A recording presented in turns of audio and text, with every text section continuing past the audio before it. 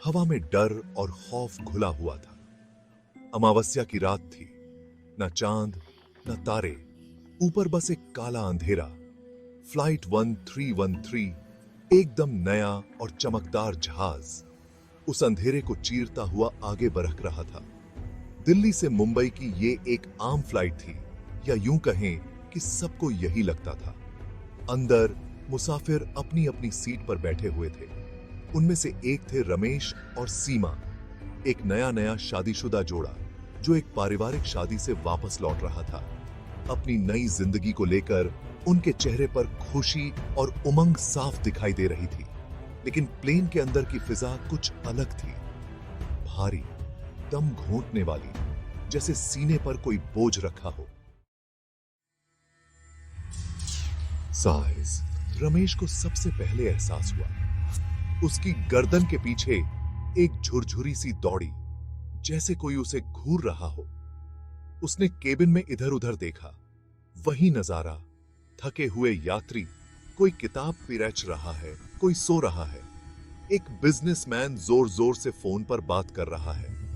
कुछ भी अजीब नहीं, लेकिन वो एहसास बना हुआ था। सब ठीक तो है? सीमा ने धीरे से पूछा। उसकी आवाज में डर साफ झलक रहा था। बस थोड़ा थका हुआ हूं, उसने झूठ बोला। उसने अपनी आंखें बंद कर लीं। उस एहसास को अनदेखा करने की कोशिश कर रहा था, लेकिन बेकार। जब उसने अपनी आंखें खोली तो उसने उसे देखा। एक चेहरा बाहर खिड़की से सटा हुआ, पीला, विकृत, जिसमें एक अजीब सी नफरत भरी हुई थी। उसने पलकें झपकी और वो गायब हो गया। सीमा की रियर एज की हड्डी में एक सिहरन दौड़ गई। प्लेन अचानक ठंडा लगने लगा। हवा पतली होने लगी। एक धीमी गूंज, बमुश्किल सुनाई देने वाली, पूरे केबिन में गूंज रही थी। ये आम इंजन की आवाज नहीं थी। ये कुछ अलग था, अलौकिक। क्या तुमने ये सुना? उसने रमेश से फुसफुसाते हुए कहा। उसकी आंखें डर से फैली हुई थीं। फुसफुसाहट अब तेज होने लगी थी, हवा के झरोखों से रेंगती हुई, उनके शब्दों के इर्द गिर्द घूमती हुई। वे समझ से बाहर थे, फिर भी एक भयानक बुराई से भरे हुए थे। केबिन में दहशत फैलने लगी। मुसाफिर बेचैनी से अपनी सीटों पर हिलने डुलने लगे, एक दूसरे को घबराहट भरी नजरों से देखने लगे। फ्लाइट अटेंडेंट उनके चेहरे पीले और थके हुए शांति बनाए रखने के लिए संघर्ष कर रहे थे, लेकिन उनकी आंखें उनके डर को दर्शा रही थीं। कुछ तो बुरी तरह गड़बड़ थी। रमेश ने सीमा का हाथ थाम लिया। उसके हाथों की नसें फूली हुई थीं। उसकी निगाहें फिर से खिड़की की ओर दौड़ीं। वो चेहरा वापस आ गया था, इस बार और करीब। वह लगभग शीशे पर उसकी बर्फीली सांसों को महसूस कर सकता था। तभी उसकी नजर एक और चीज पर पड़ी, ऐसी चीज जिससे उसके खून सूख गया। खरोंच, गहरी खुरदरी खरोंचें खिड़की की सतह पर धब्बे बना रही थीं, और वो खाली नहीं थीं। एक गहरे रंग का चिपचिपा तरल पदार्थ अंदर से रिस रहा था, खून। वह डर के मारे पीछे हट गया। उसके सीने में एक चीख उठ रही थी, लेकिन यह एक नई आवाज से कट गई। एक आवाज कॉकपिट से आ रही है। यह पायलट था, लेकिन उसकी आवाज बिगड़ी हुई थी, एक अलौकिक गरज के साथ। खुद को संभालो, हम नीचे जा रहे हैं। कोहराम मच गया। प्लेन के हिंसक रूप से हिलते ही चीखें केबिन में गूंज उठी। ऑक्सीजन मास्क छत से गिर पड़े। भूतिया पेंडुलम की तरह झूल रहे थे। रोशनी टिमटिमा रही थी, जिससे अजीब औगरीब परछाई बन रही थीं, जो यात्रियों के भयभीत चेहरों पर नाच रही थी। 10 साल पहले यह फ्लाइट, वही फ्लाइट नंबर, दुर्घटनाग्रस्त हो गई थी। कोई जीवित नहीं बचा था। रमेश ने अपने दिल को जकड़ा हुआ महसूस किया। यह पागलपन था, एक बुरा सपना जिससे वह जाग नहीं सकता था। वह सीमा से लिपट गया। उसकी आंखें उम्मीद की एक किरण के लिए उसकी आंखों को खोज रही थीं, लेकिन वहां केवल दहशत ही उस पर वापस दिखाई दे रही थी। अचानक अराजकता के बीच एक भयानक सन्नाटा छा गया। फुसफुसाहट बंद हो गई। रोशनी स्थिर हो गई। यहां तक कि पायलट की आवाज ने भी अपनी द्रुतशीतन घोषणाएं बंद कर दी। रमेश ने इधर उधर देखा। उसका दिल उसकी छाती में जोरों से धड़क रहा था। वह आगे जो देखने वाला था उसके लिए तैयार नहीं था। प्लेन, जो कभी धातु और तकनीक का पात्र था, अब झिलमिलाता हुआ, विकृत होता हुआ प्रतीत हो रहा था। दीवारों के आर पार वह एक और वास्तविकता की झलक देख सकता था। एक जला हुआ और मुड़ा हुआ मलबा, चीखते चिल्लाते यात्री आग की लपटों में घिरे हुए हैं।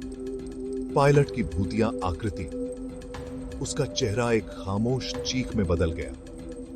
यही फ्लाइट 1313 की सच्चाई थी। एक सच्चाई जो 10 साल से छिपी हुई थी। एक सच्चाई जिसे दफन करके रखना नामुमकिन था।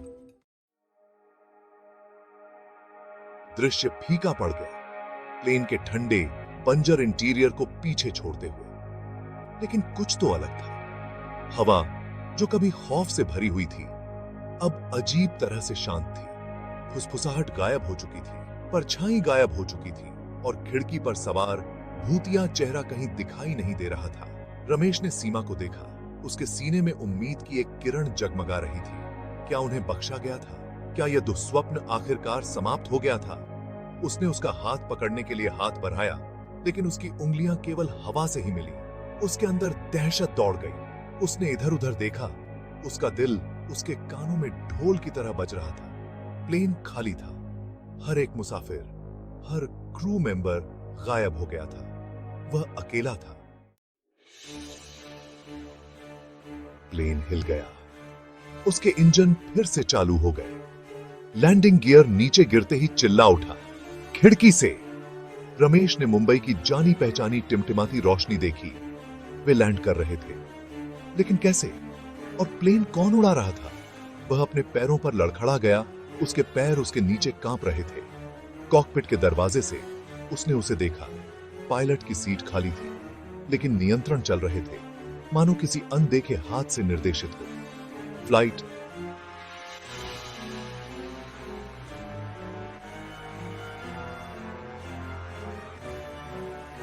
सर से रनवे पर उतरी। एकदम सही लैंडिंग। विमान टैक्सी करके रुका।